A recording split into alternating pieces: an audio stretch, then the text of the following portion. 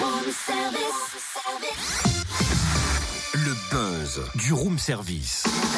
Le buzz du room service. Coup de projecteur sur un talent, un événement, une personnalité de Bourgogne-Franche-Comté. Dis donc Cynthia, est-ce que t'as déjà utilisé une imprimante 3D? Ah non, jamais, et toi? Bah non plus, mais j'en rêve parce que on peut faire des trucs de fou avec. Oh, c'est clair. Tiens, moi par exemple, qu'est-ce que j'aimerais de fabriquer des rollers en forme de crampons pour que tu ailles plus vite sur le terrain de foot. Sûr que ton coach aimerait. Très drôle, parce qu'en plus tu sais que cette RC il écoute. Bravo. Et puis pour toi, content. qu'est-ce que je pourrais imaginer? Ah si, une pince à linge géante pour fermer ton bec. Tiens, bim bam boum, on rigole moins maintenant. Ok, bon bah je crois que des collégiennes de Nevers, avec Cynthia, t'as entendu ce matin? je crois qu'il y a des collégiennes à Nevers qui ont une bien meilleure idée que nous. Ouais, t'as raison. 9 élèves de 3e ont fabriqué une prothèse de la main pour Camille, qui aura bientôt 9 ans. Originaire de Digoin, en Saône-et-Loire, Camille souffre d'une malformation du bras gauche depuis sa naissance. Alors ces élèves ont réalisé la prothèse avec une imprimante 3D dans le cadre de leur cours de technologie avec leur professeur Gaëtan Croze. Leur projet a même reçu le prix du public lors de la première édition des trophées de l'innovation et de la création numérique de la Nièvre. Découvrons leur histoire avec Gaëtan Croze. Bonjour.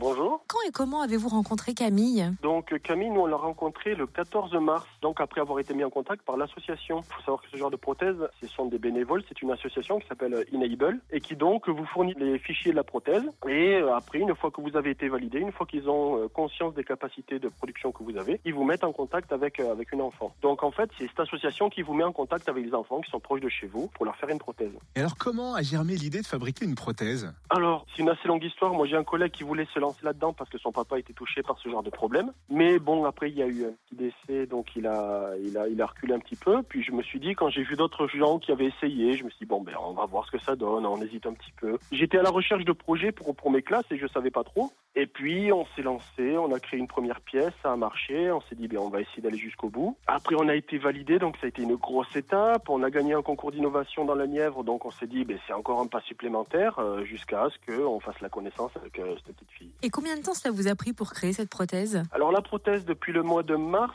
c'est assez long parce qu'en fait, vu que c'est avec les élèves et ils ont 1h30 de techno par semaine, forcément, on a fait des pièces, on va dire, un niveau assez régulier, mais pas en intensif. Donc, il faut compter une 50aine d'heures d'impression pour l'ensemble des pièces. Après, il y a le montage. Il y a forcément toujours des difficultés dans le montage, des choses qui se passent pas forcément, ça coulisse pas comme il faut, des choses comme ça, des petites retouches à faire. Surtout que là, c'était notre première prothèse, donc des choses qu'il a fallu réimprimer après coup. Voilà, une 50aine d'heures d'impression, après le montage, les petites choses, voilà, c'est globalement le temps qu'il a fallu. Nous, il nous a fallu 3 mois, quoi, forcément. Et vu l'utilité du projet, vous avez senti les élèves plus impliqués? Ah, forcément, au départ, les élèves, elles se rendaient pas compte au début quand elles ont choisi ce projet, mais quand je leur ai montré une petite vidéo qui circule sur Internet sur ce genre d'initiative, elles se sont dit, ah oui, non, mais c'est...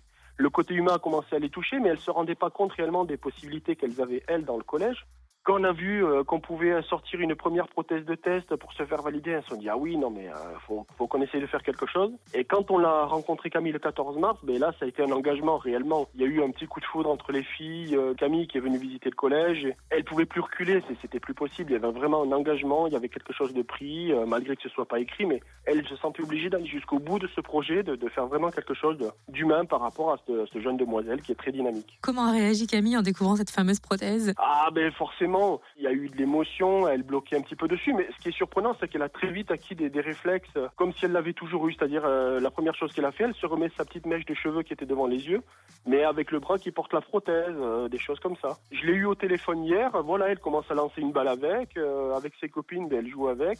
Ça y est, la prothèse a été adoptée, donc au début, ben voilà, elle était un petit peu émue, je pense. La maman aussi beaucoup, mais elle a très vite adopté cette prothèse aussi. Vous le disiez, ce projet a reçu le prix du public lors des trophées de l'innovation et de la création numérique de la Nièvre. Comment avez-vous accueilli cette récompense, vous, vos élèves et puis l'établissement? Eh ben, ça montrait aux filles que ce qu'elles faisaient avait une certaine importance et que du coup, c'était pas un projet dans le vent. Voilà, il y avait un soutien du public qui se rendait compte de l'intérêt de ce projet. Et donc, des fois, qu'elles baissent un petit peu les bras, enfin voilà, c'est un projet sur une année.